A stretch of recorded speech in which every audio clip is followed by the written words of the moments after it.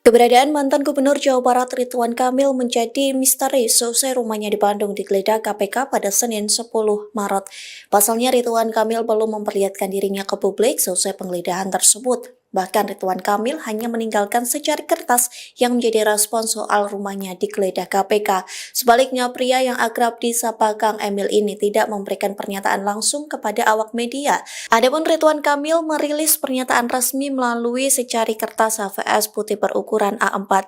Dalam surat tersebut ada 3 poin yang dituliskan terkait penggeledahan KPK di rumahnya. Poin pertama, Kang Emil membenarkan rumahnya didatangi tim KPK. Poin kedua, Ridwan Kamil mengaku kooperatif dan mendukung atau membantu tim KPK secara profesional.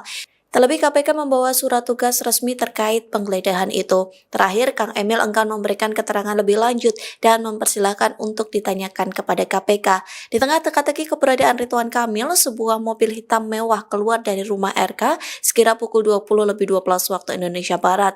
Mobil tersebut menarik perhatian karena kaca film pekat membuat tidak terlihat sosok yang berada di dalamnya. Mobil berplat B itu langsung melaju ke arah jalan raya. Hingga saat ini belum dapat dipastikan apakah Ridwan Kamil berada di dalam kendaraan tersebut. Download Tribun X sekarang, menghadirkan lokal menjadi Indonesia.